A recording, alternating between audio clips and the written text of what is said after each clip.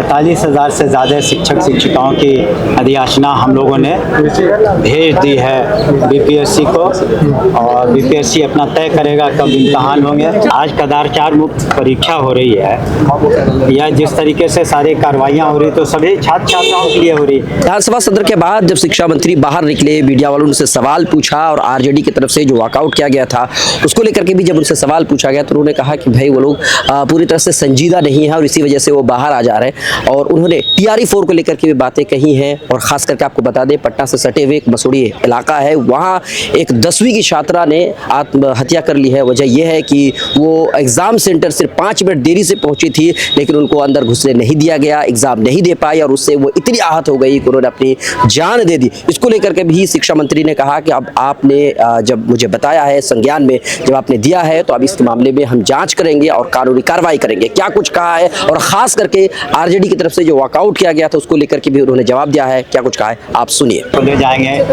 किस तरीके से सेंटर ऑफ एक्सलेंस बनाए जाएंगे, इन सब बातों पर हमने इन सब विषयों पर अपनी बातों को सदन में रखा है। और किस तरीके से साइंस एंड टेक्नोलॉजी में आर्टिफिशियल इंटेलिजेंस को लेकर नैस्कॉम के साथ हमारी मेमोरेंडम ऑफ अंडरस्टैंडिंग हुई है। तो इन सब बातों पर हम लोगों ने चर्चा की और हमें पूरी उम्मीद है कि जो आने वाले समय में TRE-4 में खास करके जो 45,000 से ज़्यादा शिक्षक शिक्षिकाओं की अधियाचना हम लोगों ने भेज दी है बीपीएससी को, और बीपीएससी अपना तय करेगा कब इम्तहान होंगे।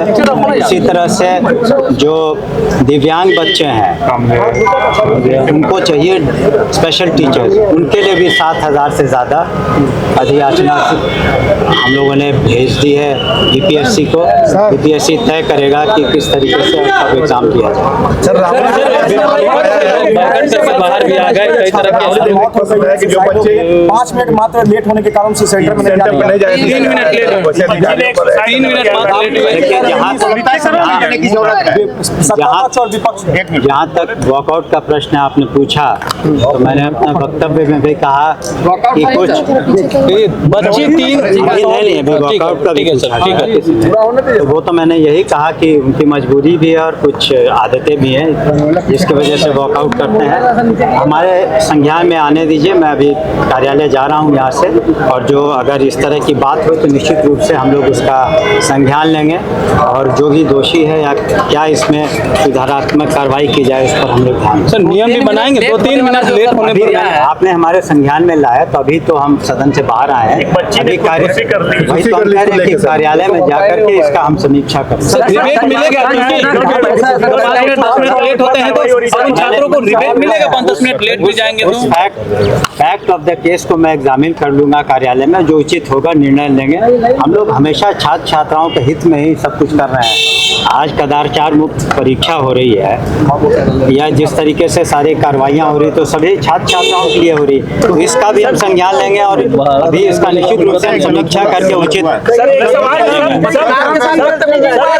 अशोक चौधरी की डिग्री की जांच नहीं हुई, क्योंकि कल विपक्ष ने सवाल उठाया कि फर्जी डिग्री है, नाम चेंज है, क्या जांच नहीं हुई? नीचे कीजिए ना, मुंह पर लोगों को, इसमें मुंह पर लोगों कर जो नीचे कीजिए ना थोड़ा, आप लोग इसमें जो महाधिवक्ता का जो राय था उसको भी लिया गया था और ये जिम्मेवारी यूनिवर्सिटी को ही सौंपी गई।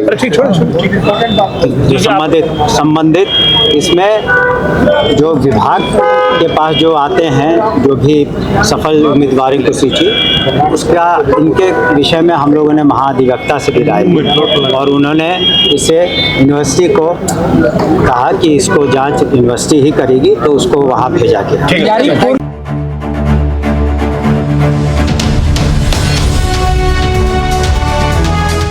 ट्रू रिपोर्ट्स, सच आप तक।